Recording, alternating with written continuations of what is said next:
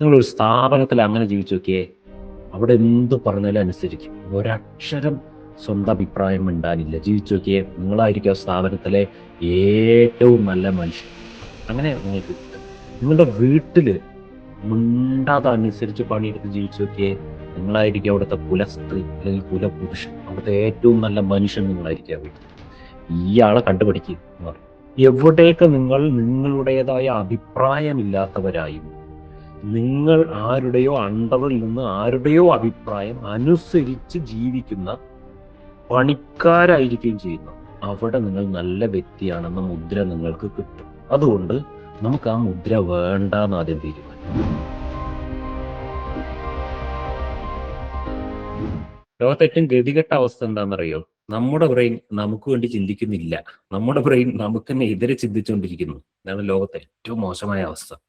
അനുഭവിക്കുന്നവർക്ക് അതിന്റെ വേദന അറിയുള്ളൂ. സ്വന്തം ബ്രെയിന് അവനവനെതിരായി ചിന്തിക്കുന്ന ഒരവസ്ഥ. നമ്മളെ തന്നെ ഉയർത്തുന്ന രീതിയിൽ വേണം ചിന്തിക്കാൻ. നമ്മൾ ഒരിക്കലും നമ്മളെ താഴ്ത്തുന്ന രീതിയിൽ ചിന്തിക്കരുത്. പക്ഷെ നമ്മളത് അബദ്ധത്തിലെങ്ങാനും അത് ചിന്തിക്കാറുണ്ട് എന്നുള്ളതാണ് സത്യം, അല്ലെ? നമ്മളെ തന്നെ താഴ്ത്തുന്ന, നമ്മളെ തന്നെ നശിപ്പിക്കുന്ന, നമ്മളെ വേദനിപ്പിക്കുന്ന ചിന്തകൾ പലപ്പോഴും നമ്മുടെ ബ്രെയിൻ ക്രിയേറ്റ് ചെയ്യുന്നുണ്ട്. അതിന് 100% ഉത്തരവാദി നമ്മളാണ് എന്ന് നമ്മൾ പറയും ചെയ്യും. ആണോ? നമ്മുടെ ബ്രെയിൻ അങ്ങനെ പ്രവർത്തിക്കുവാനുള്ള 100% ഉത്തരവാദിത്വം നമുക്കാണോ? നമ്മുടെ ബ്രെയിൻ എങ്ങനെ പ്രവർത്തിക്കുകയാണെങ്കിലും അതിന്റെ 100% ഉത്തരവാദിത്വം നമ്മൾക്കാണോ? അല്ല. അതാണ് സത്യം. കാരണം നമ്മുടെ ബ്രെയിൻ സോളിഡ് ക്ലോസ്ഡ് യൂണിറ്റ് അല്ല. അത് നമ്മൾ ജീവിച്ച ഈ കാലഘട്ടം വരയ്ക്കുള്ള സകല ഇൻഫർമേഷനുകളെയും, സകല വിശ്വാസ സംഹിതകളെയും, സകല അറിവിന്റെ ശകലങ്ങളെയും പേറി നടക്കുന്ന ഒരു സ്വഭാവമുള്ളതാണ് നമ്മുടെ ബ്രെയിൻ. ഇതിനെ നിങ്ങൾക്ക് വിഷ്വൽ ചെയ്യാൻ എങ്ങനെ പറ്റുമെന്നറിയോ? ഒരു പുഴ എങ്ങനെ ഒഴുകുകയാണ്. അത് ഉത്ഭവിച്ച സ്ഥലത്ത് അത് നിർമ്മലമായിരുന്നു. പക്ഷെ ആ പുഴയുടെ ഒഴുകുന്ന പാതയിൽ ആ പുഴയിലേക്ക് ഒരുപാട് അഴുക്കുചാലുകൾ വന്നു ചേരുന്നുണ്ട്. പല ഗ്രാമവീഥികളിൽ നിന്നും ഓടകളിലൂടെ വെള്ളം ആ പുഴയിലേക്ക് എത്തുന്നുണ്ട്. പല നഗരങ്ങളിലെ അഴുക്കുകൾ ആ പുഴയിലേക്ക് വന്ന് ചേരുന്നുണ്ട്. പല ഫാക്ടറികളുടെയും ഡ്രെയിനേജ് ആ പുഴയിലേക്ക് പോകുന്നുണ്ട്. പലരുടെയും പോകുന്ന വഴിക്ക് പാലത്തിലൂടെയൊക്കെ പോകുമ്പോൾ എറിയുന്ന കവറുകളുണ്ട്. അങ്ങനെ പലയിടത്തുനിന്നും പലതും ഏറ്റുവാങ്ങി തൻ്റെ ഉള്ളിൽ ഒതുക്കി അതിനെയും കൊണ്ട് വഹിച്ചിട്ടാണ് ഈ പുഴ ഒഴുകിക്കൊണ്ടിരിക്കുന്നത്. നമ്മളിതിനെ ഒക്കെ കൂടെ ചേർത്തിട്ടാണ് പുഴ എന്ന് വിളിക്കുന്നത്. പക്ഷെ പുഴ അതിന്റെ ഒറിജിനില് വളരെ നിർമ്മലമായ മലയിൽ നിന്ന് ഒഴുകി വരുന്ന ജലം മാത്രമേ അതിലുള്ളൂ. പക്ഷേ പുഴ, നമ്മൾ കാണുന്ന പുഴയൊക്കെ ഈ പറഞ്ഞതെല്ലാം ചേർന്ന പുഴയാണ്. ഈ പറഞ്ഞതെല്ലാം ഈ പുഴ ഒഴുകുന്ന വഴികളിൽ വെച്ച് അവിടെ ഇവിടെയിൽ നിന്ന് ഈ പുഴയിൽ ചേരുകയും പിന്നീട് അത് പുഴയായി തന്നെ മാറി പുഴയുടെ കൂടെ ഒഴുകുകയും ചെയ്യുന്നു. അതൊക്കെ കൂടെ ചേർന്നാണ് പിന്നീട് പുഴ. ഈ പുഴയുടെ ഒഴുക്ക് പോലെയാണ് നമ്മുടെ ബ്രെയിൻ. അങ്ങനെയാണ് തലച്ചോറ് പ്രവർത്തിക്കുന്നത്, മനസ്സ് പ്രവർത്തിക്കുന്നത്. നമ്മൾ ജനിച്ച സമയത്തെ നിർമ്മലമായ പ്ലെയിനായ കുറച്ച് ജനറ്റിക് ഇൻഫർമേഷൻ മാത്രമുള്ള നമ്മുടെ ബ്രെയിൻ. പിന്നെ ചെറുപ്പം മുതൽ നമ്മൾ വളരുന്ന സമയത്ത് നമ്മൾ ആരുടെയൊക്കെ കീഴിൽ വളർന്നിട്ടുണ്ടോ? ശ്രദ്ധിക്കുക വാക്ക്. നമ്മൾ ആരുടെയൊക്കെ കീഴിൽ വളർന്നിട്ടുണ്ടോ? അച്ഛനമ്മ അടക്കമുള്ളവരുടെ, സ്കൂളിലെ ടീച്ചേഴ്സിന്റെ, ഇങ്ങനെ പലരുടെയും, നാട്ടിലും വീട്ടിലും ഒക്കെ പലരുടെയും കീഴിലാണ് നമ്മൾ. കാരണം നമ്മൾ ചെറുതാണ്. വളർന്നു വലുതാകുമ്പോൾ നമ്മൾ ചെറുതാണ്. നമ്മളെക്കാൾ മുതിർന്നവരുണ്ട്, അവരുടെ കീഴിലാണ്. ഇനി ഹ്യൂമൻ എൻറ്റിറ്റീസ് മാത്രമല്ല, നമ്മൾ മറ്റു പലതിൻ്റെയും കീഴിലാണ്. നമ്മൾ ജനിച്ചു വളരുന്ന ഓരോ നാടിന്റെ കൾച്ചറിന്റെ കീഴിലാണ് നമ്മൾ. നമ്മളൊരു നിയമത്തിന്റെ കീഴിലാണ്, നമ്മളൊരു മതത്തിന്റെ കീഴിലാണ്, നമ്മൾ പല പൊളിറ്റിക്കൽ ഐഡിയാസിന്റെ കീഴിലാണ്. സോഷ്യൽ മീഡിയയുടെയും സിനിമയുടെയും വാരികകൾ, നോവലുകൾ, കഥകൾ, സ്കൂളിൽ മുതൽ പഠിപ്പിക്കുന്ന കഥകൾ, ഇവയുടെയൊക്കെ ആശയങ്ങളുടെ കീഴിലാണ്. നമ്മൾ ജനിച്ച നിമിഷം മുതൽ നമ്മൾ പലതിൻ്റെയും കീഴിലാണ്. നമ്മൾ എന്തിൻ്റെയൊക്കെ കീഴിലാണോ? നമ്മൾ കീഴെ ഇരിക്കുമ്പോൾ ഒരു പ്രശ്നമുണ്ട്, മേലെയുള്ളതൊക്കെ ഇങ്ങോട്ട് ഒഴുകും. നമ്മൾ എന്തിൻ്റെയൊക്കെ കീഴിലാണോ അതിൻ്റെ എല്ലാം ഇൻഫ്ലുവൻസ് നമ്മുടെ തലച്ചോറിന് ഉണ്ടായിട്ടുണ്ട്. അവിടെ എല്ലാം നമ്മളെ വാർത്തെടുക്കാൻ ശ്രമിച്ചിട്ടുണ്ട്. പലരും നമ്മളെ വാർത്തെടുക്കാൻ ശ്രമിച്ചിട്ടുണ്ട്. എൻ്റെ അടുത്തൊക്കെ കുട്ടികളെ കൊണ്ടുവരാറുണ്ട് പാരൻസ്. ഇവനെ ഒന്ന് ശരിയായ രീതിയിൽ വാർത്തെടുക്കാൻ കൊണ്ടുവന്നാണ്. ഞാൻ പറയുമ്പോൾ വല്ല കളിമണ്ണാണോ വാർത്തെടുക്കാൻ? മനുഷ്യനാണിത്. ആ മനുഷ്യൻ എന്താണോ അതായിട്ടാണ് ആ മനുഷ്യൻ വളരേണ്ടത്. പിന്നെ വാർക്കരുത്, പാപമാണ് വാർക്കുന്നത്. ആ മനുഷ്യൻ എന്താണോ അതായിട്ടാണ് വളരേണ്ടത്. അതൊരു സാമൂഹ്യ ദ്രോഹം ഉണ്ടാക്കുന്ന തരത്തിലാവാതിരിക്കാൻ മാത്രം ശ്രദ്ധിച്ചാൽ മതി. അത് ഒരു മനുഷ്യനെയും, നിലവിലുള്ള മനുഷ്യരെ വാർക്കാൻ പോരുത്. അതിനുള്ള ഒരു സ്വാതന്ത്ര്യം നമുക്കില്ല. നമ്മളൊക്കെ അങ്ങനെ വാർത്തിട്ടുണ്ട്. അങ്ങനെ വാർത്ത് കേടുവന്ന കോലങ്ങളാണ് ഇരിക്കുന്നത്, ഞാനടക്കം. നമ്മളിന്ന് ആരും വാർക്കാൻ പാടില്ല. വാർക്കുന്ന ഒരു സാധനമുണ്ട്, ആന. അതിനെ കെട്ടി എഴുന്നള്ളിപ്പിച്ചിട്ട് പൂരത്തിന് കൊണ്ടു നിർത്താൻ വേണ്ടി അതിനെ കുറെ വാർത്തെടുക്കാൻ ശ്രമിക്കുക അതിന്റെ മേലെ. അതിന്റെ ഫ്രസ്ട്രേഷൻ അത് തീർക്കുന്ന കണ്ടിട്ടില്ല ഇടയ്ക്ക്. അതിന് അതിന്റെ പാട്ടിന് വിട്ട് കഴിഞ്ഞാൽ ഒരു കുഴപ്പമുണ്ടാക്കില്ല. അത് നമ്മൾ മെരിക്കാൻ ശ്രമിക്കുമ്പോൾ ഉണ്ടാവുന്ന സ്വഭാവ പ്രശ്നം എന്താണെന്നുള്ളതാണ് നമ്മൾ ഈ ആനയിലൊക്കെ കാണുന്നത്. ഇങ്ങനെ നമ്മൾ മനുഷ്യരെ മെരുക്കിയിട്ടാണ് വളർത്തുന്നത്. വെട്ടി ചെറുതാക്കി പാകത്തിന് മാത്രം നിർത്തിയിട്ടാ ബുഷ് വളർത്തുന്ന പോലെയാണ് നമ്മൾ മനുഷ്യരെ വളർത്തുന്നത്. അവിടെയൊക്കെ ബ്രെയിൻ വാഷുകളുണ്ട്, അരുതുകൾ പഠിപ്പിക്കലുണ്ട്. പല അരുതുകൾ പഠിപ്പിക്കലും നല്ലതായിരിക്കാം കേട്ടോ. പക്ഷെ ഒരുപാട് അരുതുകൾ നമ്മളെ പഠിപ്പിച്ചത് ആ പറയുന്നവരുടെ സൗകര്യത്തിന് വേണ്ടിയിട്ടായിരിക്കും. യൂണിവേഴ്സൽ ട്രൂത്ത് ഒന്നും ആയിരിക്കില്ല. കേരളത്തിലെ അരുത് ചിലപ്പോൾ നോർത്ത് ഇന്ത്യയിൽ പോകുമ്പോൾ ഓക്കെ ആയിരിക്കും, കുഴപ്പമില്ലാത്ത സാധനമായിരിക്കും. ഇന്ത്യയിലെ അരുത് ചിലപ്പോൾ അമേരിക്കയിലെ നോർമൽ സാധനമായിരിക്കും. ഒരു മതത്തിലെ അരുത് മറ്റൊരു മതത്തിലെ നോർമൽ ആയിരിക്കും, പെർമിറ്റഡ് ആയിരിക്കും. ഈ അരുതുകൾ മനുഷ്യൻ സൗകര്യത്തിനാണ്. ഓരോ നാട്ടിലെയും സൗകര്യത്തിന്, ഓരോ വീട്ടിലെയും സൗകര്യത്തിന് അരുതുകൾ ഉണ്ടാക്കുക. മനസ്സിലാക്കണം ഈ ഒരു ഡേഞ്ചറസ് ആയ അവസ്ഥ. നമ്മളെക്കാൾ മുതിർന്ന മനുഷ്യർ ഒരു ഫ്രെയിം ഉണ്ടാക്കി വെച്ചിരിക്കുന്നു. ഇഷ്ടിക വാർക്കാനുള്ള ഫ്രെയിം പോലെ ഒരു ഫ്രെയിം ഉണ്ടാക്കി വെച്ചിരിക്കുന്നു. എന്നിട്ട് ഈ ജീവനുള്ള, ചിന്താ സ്വാതന്ത്ര്യമുള്ള ഈ ജീവിയെ ആ ഫ്രെയിമിനകത്ത് ഇട്ട് അടിച്ച് സെറ്റാക്കി ഷെയ്പ്പാക്കി എടുക്കാൻ ശ്രമിക്കും. കാരണം സമൂഹത്തിന് ആവശ്യം ഒരേപോലെ ചിന്തിക്കുന്ന മനുഷ്യരെയാണ്. അപ്പോഴേ ഈ സൊസൈറ്റി ഡിസ്റ്റർബ് ആവാതിരിക്കുള്ളൂ. ചോദ്യം ചെയ്യുന്നവരെയൊന്നും ആർക്കും ഇഷ്ടമല്ല. എല്ലാവരും ചിന്തിക്കുന്നതിൽ നിന്നും വ്യത്യസ്തമായി ചിന്തിക്കുന്നവരെയൊന്നും ആർക്കും ഇഷ്ടമല്ല. നമ്മളിങ്ങനെ ഫ്രെയിം ചെയ്ത് ചില ചട്ടക്കൂടുകളുടെ ഉള്ളിൽ നിർത്തി ഇങ്ങനെ ചിന്തിക്കാവൂ, ഇങ്ങനെ സംസാരിക്കാവൂ, ഇങ്ങനെ പ്രതികരിക്കാവൂ, ഇങ്ങനെ ഒരുപാട് ബ്രെയിൻ വാഷിങ്ങുകളിലൂടെയാണ് നമ്മളെ വളർത്തിയിട്ടുള്ളത്. ഈ ബ്രെയിൻ വാഷിങ്ങുകളുടെ പരിണിത ഫലം നമ്മൾ അനുഭവിക്കപ്പെടാന്നറിയോ? നമ്മൾ എന്നും ആരുടെയെങ്കിലും കീഴിൽ തന്നെ ജീവിക്കുകയാണെങ്കിൽ നമ്മൾക്കത് ഓക്കെയാണ്. കാരണം നമ്മളെ ബ്രെയിൻ വാഷ് ചെയ്തിരിക്കുന്ന ആ രീതി, ചെറുപ്പം മുതൽ ബ്രെയിൻ വാഷ് ചെയ്തിരിക്കുന്ന രീതി ആരുടെയെങ്കിലും അണ്ടറിൽ ജീവിക്കുമ്പോൾ എങ്ങനെയായിരിക്കണം എന്നുള്ളതിന്റെ രീതിയാണ്. അത് ആരുടെയെങ്കിലും അണ്ടറിൽ മരണം വരെ ജീവിക്കുകയാണെങ്കിൽ ദാറ്റ്സ് ഓക്കെ, പെർഫെക്റ്റ് ആണത്. ബട്ട് എപ്പോൾ മുതൽ നിങ്ങളൊരു വ്യക്തിയായി മാറി എന്ന് തോന്നുന്നോ, നിങ്ങളുടേതായ ഒരു ചിന്താ സ്വാതന്ത്ര്യം ഉണ്ടെന്ന് നിങ്ങൾക്ക് മനസ്സിലാവുന്നോ, നിങ്ങളെന്നൊരു യൂണിറ്റിനെ നിങ്ങൾക്ക് സ്പെഷ്യലായി ഐഡന്റിഫൈ ചെയ്യാൻ പറ്റുന്നോ, എനിക്ക് എൻ്റെ ജീവിതം, എൻ്റെ ഇമോഷൻസ്, എൻ്റെ സന്തോഷങ്ങൾ, എൻ്റെ ഇഷ്ടാനിഷ്ടങ്ങൾ, എൻ്റെ അഭിപ്രായങ്ങൾ, ഇങ്ങനെയുള്ള സാധനങ്ങളൊക്കെ ഉണ്ട് എന്ന് മനസ്സിലാവുന്ന ഒരു പോയിന്റിൽ നിങ്ങൾ എത്തുമ്പോൾ നിങ്ങളെ അണ്ടറിൽ നിർത്താൻ പഠിപ്പിച്ച നിങ്ങളുടെ സിസ്റ്റംസ് ഉണ്ടല്ലോ, ബ്രെയിൻ വാഷിംഗ് സിസ്റ്റംസ്, അത് നിങ്ങൾക്ക് ഡിസ്റ്റർബൻസ് ഉണ്ടാക്കും. എങ്ങനെ ഡിസ്റ്റർബൻസ് ഉണ്ടാവുക എന്നറിയോ? അപ്പൊ നിങ്ങൾ ഇതേപോലത്തെ കാര്യങ്ങളൊക്കെ പഠിച്ചിട്ട് ഇതൊരു നെല്ലിക്ക വലിപ്പത്തിൽ നിങ്ങളുടെ മൈൻഡിൽ ഇരിക്കുന്നുണ്ടാവും. നെല്ലിക്ക വലിപ്പത്തിൽ നിങ്ങളുടെ മൈൻഡിൽ ഈ പഠിച്ച പുതിയ സാധനം കിടക്കും. ഒരാനപ്പിണ്ടത്തിന്റെ വലിപ്പത്തിൽ ബ്രെയിൻ വാഷ് ചെയ്ത സാധനം കിടക്കുന്നുണ്ടാവും. ഈ കുഞ്ഞു സാധനം ഏറ്റുമുട്ടണം ഏതിനോട് പോയിട്ട്? ഈ കിടക്കുന്ന സാധനത്തിനോട്. ആ വലിയ സാധനം ഉരുട്ടി വെച്ചിരിക്കുന്ന പഴയ ബ്രെയിൻ വാഷ്ഡ് സിസ്റ്റം ഉണ്ടല്ലോ, നമ്മുടെ ബിലീഫ് സിസ്റ്റവും നോളജ് സിസ്റ്റം ഒക്കെ, അതിനോട് ഈ നെല്ലിക്ക വലിപ്പത്തിലുള്ള നോളജ് പോയി ഏറ്റുമുട്ടണം. എന്നിട്ട് അത് ജയിക്കണം. നടക്കണ കാര്യമാണോ? ഇത് മിക്കവാറും ആളുകൾ ചെയ്യുക ഒരു 30, 35, 40 വയസ്സൊക്കെ ആവുന്ന പ്രായത്തിലാണ് ഈ ബോധോദയം ഉണ്ടാകുന്നത്. അവനവൻ ഉണ്ടെന്നൊക്കെ തോന്നാൻ തുടങ്ങുന്ന ഒരു സമയമാണത്. അതുവരെ ആർക്കെങ്കിലും വേണ്ടി ജീവിച്ചിട്ട് ജീവിതം ഒരു വഴിക്ക് ആയ ശേഷമാണ് തോന്നുക, ഞാനെന്നൊരാൾ ഇവിടെ ഉണ്ടല്ലേ, എന്നെ പരിഗണിക്കണമല്ലേ, എൻ്റെ സന്തോഷത്തിന് വാല്യൂ ഉണ്ടല്ലേ, എൻ്റെ സമാധാനത്തിന് ഇമ്പോർട്ടൻസ് ഉണ്ടല്ലേ. ഇതൊക്കെ മനസ്സിലാവുമ്പോഴേക്കും പാതി ജീവിതം കഴിഞ്ഞിട്ടുണ്ടോ. അപ്പോഴാണ് നമ്മൾ ഈ പണി തുടങ്ങുന്നത്. അപ്പോഴേക്കും നമ്മളെ ആളുകൾ പല വലക്കണ്ണികളുടെ ഉള്ളിൽ, പല അണ്ടറുകളിലാണ്, പലതിൻ്റെ അണ്ടറിൽ നമ്മൾ സ്റ്റക്കായി പോയിട്ടുണ്ട്. അവിടെ നിന്നാണ് നെല്ലിക്ക വലിപ്പത്തിലുള്ള അറിവും വെച്ചിട്ട് ഈ ആനപ്പിണ്ടത്തിന്റെ വലിപ്പമുള്ള പഴയ നമ്മുടെ ബിലീഫ് സിസ്റ്റംസിനോട് ഏറ്റുമുട്ടാൻ പോകുന്നത്. ഭയങ്കര സ്ട്രഗിൾ അല്ലേ? ബട്ട് ഈ സ്ട്രഗിൾ ചെയ്യാത്ത ഒരാൾക്കും മോചനമില്ല. അവർക്ക് അണ്ടറിൽ ജീവിക്കുവാൻ മാത്രമേ പറ്റൂ. ഒരു കാര്യം നിങ്ങൾ മനസ്സിലാക്കിക്കോ, ജനിച്ച മുതൽ സൊസൈറ്റിയുടെ സിസ്റ്റം അണ്ടറിൽ നിൽക്കുന്ന ആളുകളെ ഉണ്ടാക്കാനാണ് പഠിപ്പിച്ചുകൊണ്ടിരിക്കുന്നത്.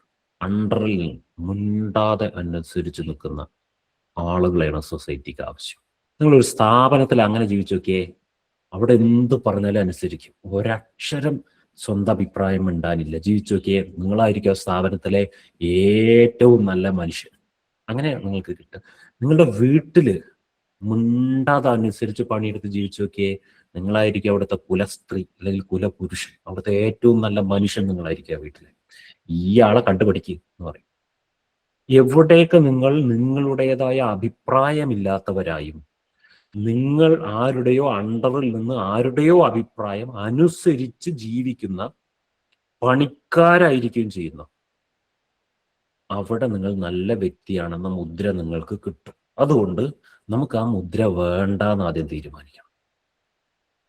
ആ മുദ്രയും ജീവിതത്തിലെ സന്തോഷവും സമാധാനവും ഒക്കെ കൂടെ കിട്ടില്ല. ഒന്നുമില്ല, നിങ്ങൾക്ക് ആ മുദ്ര ഉണ്ടാക്കാം. അതിന് നിങ്ങൾ ആരെങ്കിലും അണ്ടറിലായിരിക്കണം. അല്ലെങ്കിൽ നിങ്ങൾ ആ മുദ്രയെ ത്യാഗം ചെയ്യണം. റെക്കഗ്നീഷന് വേണ്ടി നടക്കരുത്. നിങ്ങൾ നിങ്ങളുടെ ജീവിതത്തെ സേവ് ചെയ്യണം. കാരണം സൊസൈറ്റി അണ്ടറിൽ നിർത്തുന്നവരെയാണ് ഉണ്ടാക്കുന്നത്. ഈ അണ്ടറിൽ നിർത്താൻ ശ്രമിച്ച സൊസൈറ്റിയെ അതിജീവിച്ച് പുറത്ത് ചാടിയവരാണ് ഈ എക്സ്ട്രാ ഓർഡിനറി ആയിട്ട് കാണപ്പെടുന്ന ആളുകൾ. അവർ വളരെ റെയർ, അവർ വലിയ ഉദ്യമമാണ് അവർ ചെയ്തത്. ജീവൻ മരണ പോരാട്ടം ചെയ്തിട്ടോ. ഇവിടെ ഒരു ബ്രെയിൻ വാഷിനെ നമുക്ക് ഹാക്ക് ചെയ്യാനുണ്ട്. നമ്മളുടെ ചിന്തിക്കാനുള്ള കഴിവിനെയാണ് ഹാക്ക് ചെയ്ത് വെച്ചിരിക്കുന്നത് ഈ ബ്രെയിൻ വാഷിലൂടെ. നമ്മുടെ സ്വതന്ത്രമായി ചിന്തിക്കുവാനുള്ള കഴിവിനെയാണ് ഹാക്ക് ചെയ്ത് വെച്ചിരിക്കുന്നത്. അപ്പോൾ നമ്മളൊന്ന് സ്വതന്ത്രമായി നമുക്ക് വേണ്ടി ചിന്തിക്കാൻ തുടങ്ങിയാലേ നമുക്ക് എന്തെങ്കിലും ഉണ്ടാക്കാൻ പറ്റുള്ളൂ, നമ്മുടെ ജീവിതത്തിൽ മാറ്റം ഉണ്ടാക്കാൻ പറ്റുള്ളൂ. നമുക്ക് ചിന്തിക്കാൻ പോലും പറ്റില്ലെന്നേ. നമ്മുടെ ചിന്തയുടെ സോഫ്റ്റ്വെയറിനെ ഹാക്ക് ചെയ്ത് വെച്ചിരിക്കുകയാണ്. നിങ്ങൾ സമൂഹത്തിന്റെ OTPക്ക് വേണ്ടി വെയിറ്റ് ചെയ്യുന്നവരാണ് ഇപ്പോഴും. നിങ്ങൾ എല്ലാ പണിയും കഴിഞ്ഞാലും, നിങ്ങളുടെ എല്ലാ പ്ലാനും കഴിഞ്ഞ ശേഷവും ലാസ്റ്റ് ഒരു OTP വാലിഡേഷൻ അത് സൊസൈറ്റിക്ക് അയച്ചു കൊടുത്ത് സൊസൈറ്റിയിൽ നിന്ന് എല്ലാവരും OTP സാങ്ഷൻ തരണം. അവരും കൂടെ ഇത് സൂപ്പർ ആയിട്ടുണ്ടെന്ന് പറഞ്ഞാലേ നമുക്കൊരു സമാധാനം ഉണ്ടാവുള്ളൂ. കാരണം അതും നമ്മളെ ശീലിപ്പിച്ചു. ഇങ്ങനെയുള്ള ഒരുപാട് റിജിഡ് ആയിട്ടുള്ള ആലത്തൊഴുത്തിൽ, എന്താ അതിനെ പറയുക, ആനയെ മെരുക്കുന്ന തൊഴുത്തിൽ ഇളകാൻ അനുമതിയില്ലാതെ നിർത്തി പറഞ്ഞത് മാത്രം അനുസരിപ്പിച്ച തിന്നാൻ തരുന്ന രീതിയിൽ അതിനെ മെരുക്കി വളർത്തിയിട്ട് കൊണ്ടുപോകുന്ന പോലെയാണ് ഇത്രയൊന്നും ബലം പ്രയോഗിക്കാതെ വളരെ നാച്ചുറലായ രീതിയിൽ സൊസൈറ്റി നമ്മളെ വളർത്തുന്നത്. അങ്ങനെയാണ് സൊസൈറ്റിയുടെ ടോട്ടൽ കോൺഷ്യസ്നെസ്. അങ്ങനെയാണ് പാരൻസ് ഉണ്ടായിട്ടുള്ളത്. ആ സൊസൈറ്റിയുടെ പ്രൊഡക്റ്റ് ആണല്ലോ ഓരോ പാരൻസും. അങ്ങനെയാണ് സ്കൂളിലെ സിസ്റ്റംസ്. ഇവിടെയൊക്കെ കീഴ്വഴക്കങ്ങളാണ്, മുണ്ടിപ്പോകരുത് ഈ സിസ്റ്റം. ഈ ബ്രെയിൻ വാഷ് എന്ന് പറഞ്ഞാൽ എങ്ങനെയാന്ന് വെച്ചാൽ, ചെറുപ്പം മുതൽ നമ്മളെ ബ്രെയിൻ വാഷ് ചെയ്തിരിക്കുന്നത് അനുസരിച്ചോളാം, എതിർത്ത് പറയരുത്, ധിക്കരിക്കരുത്, ചോദ്യം ചെയ്യരുത്, ഉരുളക്കുപ്പേരി പറയരുത്, പറഞ്ഞ് അങ്ങോട്ട് ചെയ്താൽ മതി. ഈ അനുസരണ എന്ന് പറയുന്ന സാധനം, അനുസരണം നല്ല ഗുണമാണ്. നിങ്ങൾ എവിടെയെങ്കിലും നോട്ട് ചെയ്ത് വെച്ചോളൂ. അനുസരണം നല്ല ഗുണമാണ്. എവിടെ? എല്ലാത്തിനും ഒരു ലൊക്കേഷൻ ഫിക്സ് ചെയ്യണം നമ്മൾ. അത് എവിടെ നല്ല ഗുണമാണ് എന്നുള്ളത്. ഞാൻ അതിന് മുൻപ് ഗോത്ര കാലഘട്ടങ്ങളിലെ ചരിത്രം പഠിപ്പിച്ചപ്പോൾ ഒരു സാധനം പറയുന്നതായിരുന്നു, സത്യം പറയുന്ന ഒരു നല്ല ഗുണമാണോ? നിങ്ങൾ പട്ടാളക്കാരനാണെന്ന് വിചാരിച്ചു, നിങ്ങൾ ഇന്ത്യൻ പട്ടാളക്കാരനാണ്. നിങ്ങളെ അയൽ രാജ്യം, പാകിസ്ഥാനോ ചൈന ഏതെങ്കിലും ബോർഡറിൽ നിന്ന് അയൽ രാജ്യത്തിലുള്ള ഏതോ ടീം പിടിച്ചു. നിങ്ങൾ ടോർച്ചർ ചെയ്തുകൊണ്ടിരിക്കുകയാണ്. അവർക്ക് ബോംബിടാൻ വേണ്ടിയിട്ട് ഇന്ത്യയിലുള്ള പട്ടാള ക്യാമ്പിന്റെ ബേസ്മെന്റ് എവിടെയെന്ന് പറഞ്ഞു കൊടുക്കണം. നിങ്ങൾ അവിടെ സത്യം പറയാമോ? അതൊന്നാണോ പറയണോ? അല്ലെ? അപ്പൊ സത്യം പറയുന്നത് നല്ലതല്ലാതെയാവുന്ന ലൊക്കേഷൻ ഇല്ലേ ജീവിതത്തിൽ? അങ്ങനത്തെ പോയിന്റ്സ് ഇല്ലേ? അതാണ് വാല്യൂസിന്റെ പ്രത്യേകത. നമ്മൾ ബ്ലൈൻഡ് ആവരുത്. ഈ കാര്യത്തിൽ കുറച്ചുകൂടെ ക്രിട്ടിക്കലായി തിങ്ക് ചെയ്യണം. ലോകത്തിലുള്ള ഒരു നല്ല ഗുണങ്ങൾക്കും എല്ലായ്പ്പോഴും നല്ല ഗുണമായി നിലനിൽക്കാൻ പറ്റില്ല. ലോകത്തിലുള്ള ഒരു മോശ ഗുണത്തിനും എപ്പോഴും മോശ ഗുണമായി നിൽക്കാൻ പറ്റില്ല. അത് സാഹചര്യങ്ങൾക്കനുസരിച്ച് ഇതിന്റെ നല്ല ഗുണം എന്ന വാല്യൂ, മോശ ഗുണം എന്ന വാല്യൂ ഒക്കെ മാറും, വ്യത്യാസം വരും. ഇതാദ്യം നമുക്ക് മനസ്സിലായിരിക്കണം. അനുസരണ നല്ല ഗുണമാണ്. എവിടെയെന്നറിയോ? ഒരു ഉയർന്ന ആളും ഒരു താഴ്ന്ന ആളും ഉള്ള സ്ഥലത്ത് അനുസരണം നല്ല ഗുണമാണ്. ഒരു പോലീസ് ഉദ്യോഗസ്ഥൻ, ഒരു മേലെ ഒരാൾ ഇരിക്കുന്നുണ്ട്, ഒരു പോലീസ് ഉദ്യോഗസ്ഥൻ, മെയിനായിട്ടുള്ള ഒരാൾ SIO CEO, താഴെ ഒരു കോൺസ്റ്റബിൾ ഉണ്ട്. മുതിർന്ന ആൾ പറയുമ്പോൾ താഴെയുള്ള ആൾ അനുസരിക്കണം. അപ്പോഴേ സിസ്റ്റം പോകുള്ളൂ. ഒരു സ്ഥാപനമുണ്ട്, ആ സ്ഥാപനത്തിൽ ഒരു CEO മുതലാളി ഉണ്ട്, അവിടെ തൊഴിലാളിമാരുണ്ട്. മുതലാളി പറയുന്നത് തൊഴിലാളിമാരെ അനുസരിക്കണം. അപ്പോഴേ സ്ഥാപനം നടന്നുകൊള്ളൂ. ഒരാൾ മേലെ ഒരാൾ താഴെ നിൽക്കുന്ന സിസ്റ്റം വർക്ക് ചെയ്യുന്നിടത്ത് അനുസരണം നല്ല ഗുണമാണ്. നമ്മൾ വളർന്നു വലുതായ ഘട്ടത്തിൽ നമ്മൾ കുട്ടിയാണ്, നമ്മുടെ അച്ഛനും അമ്മയും. അപ്പൊ നമ്മൾ അച്ഛനമ്മയുടെ അണ്ടറിലാണ് നമ്മൾ കഴിക്കുന്നത്, കുടിക്കുന്നത്, നമ്മൾ ഉടുക്കുന്നതോ ഒക്കെ അച്ഛനമ്മയുടെ അണ്ടറിലാണ് നമ്മൾ ജീവിച്ചു പോകുന്നത്. അപ്പൊ നമ്മൾ താഴെയും അവരും മേലെയാണ്. അപ്പൊ അവർ പറഞ്ഞ അനുസരിക്കണം. അതപ്പോ നല്ല ഗുണമാണ്. ഒരു പ്രശ്നം എപ്പോഴുണ്ടാവുന്നറിയോ? നിങ്ങൾ വിവാഹമൊക്കെ കഴിഞ്ഞു, നിങ്ങൾ ജോലിയൊക്കെ ചെയ്യാൻ തുടങ്ങി, നിങ്ങളൊരു പുതിയ കുടുംബ യൂണിറ്റായി മാറി. അച്ഛനും അമ്മയും ഒരു കുടുംബ യൂണിറ്റ് ആയിരുന്നു. ആ കുടുംബ യൂണിറ്റിൽ നിന്ന് ഉണ്ടായതാണ് നിങ്ങളിപ്പോ ഒരു പുതിയ കുടുംബ യൂണിറ്റായി, നിങ്ങൾക്ക് കുട്ടിയായി. ഇപ്പോഴും നിങ്ങളുടെ അച്ഛനമ്മയും പറഞ്ഞതനുസരിച്ച് ജീവിക്കാൻ പറ്റുള്ളൂ എന്ന് വിചാരിച്ചോ? അപ്പൊ അനുസരണം അവിടെ നല്ല ഗുണമാണ്. ഇപ്പോഴും നിങ്ങളൊരാണാണെങ്കിൽ നിങ്ങൾക്ക് നിങ്ങളുടെ ഭാര്യയ്ക്കും, നിങ്ങളൊരു പെണ്ണാണെങ്കിൽ നിങ്ങൾക്ക് നിങ്ങളുടെ ഭർത്താവിനും, നിങ്ങളുടെ ആരുടെയോ ഒരാളുടെ അച്ഛനമ്മയും പറഞ്ഞതനുസരിച്ച് ജീവിച്ചോളണം നിങ്ങൾ. ഇപ്പൊ നല്ല ഗുണമാവോ? ഒരിക്കലുമില്ല. കാരണം അത് വേറെ യൂണിറ്റ് ആയില്ലേ, പുതിയൊരു കുടുംബ യൂണിറ്റ് ആയില്ലേ അത്. പുതിയ കുടുംബ യൂണിറ്റിന് പുതിയ മാനങ്ങൾ ഉണ്ടാവും, പുതിയ സങ്കല്പങ്ങൾ ഉണ്ടാവും, പുതിയ ചിന്താധാരകൾ ഉണ്ടാവും, പുതിയ കോൺസെപ്റ്റുകൾ ഉണ്ടാവും. കുട്ടികളെ വളർത്തുന്നതിന്റെ കോൺസെപ്റ്റുകൾ ഉണ്ടാവും, സന്തോഷിക്കാനുള്ള കോൺസെപ്റ്റുകൾ ഉണ്ടാവും. വ്യത്യാസം ഉണ്ടാവും അവിടെ. അവർ നമുക്കിപ്പോ 10-35 വയസ്സായി, നമ്മൾക്കൊരു കുട്ടികളായി, അവർ വളർന്നു വലുതായിക്കൊണ്ടിരിക്കുന്നു. ഇപ്പോഴും നമ്മളെ മേലെ കൺട്രോൾ ചെയ്യാൻ ശ്രമിക്കുന്നെങ്കിൽ അനുസരിക്കണോ അനുസരിക്കാതിരിക്കണോ? എന്താ ചെയ്യേണ്ടത്? നമ്മൾ എന്താ ചെയ്യേണ്ടത്? അനുസരിക്കരുത്. അനുസരിക്കരുത്. അവരെ പറഞ്ഞു മനസ്സിലാക്കണം ഇത് വേറൊരു ഫാമിലി യൂണിറ്റ് ആണെന്നുള്ളത്. നമ്മുടെ ബ്രെയിൻ വാഷിന്റെ ഏറ്റവും ലാസ്റ്റ് വൺ, നമ്മുടെ ഹാപ്പിനെസ് ബ്രെയിൻ വാഷ്ഡ് ആണ്. നമ്മൾ എങ്ങനെയാ ഹാപ്പിനെസ് കണ്ടെത്തേണ്ടത് എന്നുള്ളത് ബ്രെയിൻ വാഷ്ഡ് ആണ്. നമ്മൾ ഇരുന്ന് ചിന്തിച്ചിട്ടുണ്ടോ എനിക്ക് ഹാപ്പിനെസ് കിട്ടുന്ന സാധനം എന്താ, ഞാൻ ഫൈൻഡ് ചെയ്തിട്ട് ഫോളോ ചെയ്തിട്ടോ? അത് അവരൊക്കെ ചെയ്യണോണ്ട് ഞാൻ ചെയ്യുവാണോ? വളരെ വലിയ ബ്രെയിൻ വാഷ് ആണത്. ഞാൻ എൻ്റെ ജീവിതത്തിൽ ചെയ്തിട്ടുള്ളതുകൊണ്ടാണ് ഈ പറയുന്നത്. എന്നെ ഹാപ്പി ആക്കുന്ന കാര്യം എന്താണെന്ന് എൻ്റെ കൂടെ ഇരുന്ന് എൻ്റെ മനസ്സെന്ന ലാബിൽ ഞാൻ ചോദ്യം ചെയ്ത് കണ്ടെത്തി എന്നെ ഹാപ്പി ആക്കുന്ന കാര്യങ്ങൾ ഫൈൻഡ് ചെയ്ത് അത് ചെയ്യുക. സന്തോഷിക്കുവാനുള്ള ഗാഡ്ജറ്റ്സ്, സന്തോഷിക്കുവാനുള്ള സംവിധാനങ്ങൾ ആര് അനലൈസ് ചെയ്തിട്ടുണ്ട്? ഇതൊക്കെ നമ്മൾ വാങ്ങുന്ന ഒരു കാറ്, നമ്മൾ വയ്ക്കുന്ന ഒരു വീട്, ഇതിന്നൊക്കെ നമുക്ക് ഹാപ്പിനെസ് കിട്ടുന്നുണ്ട്.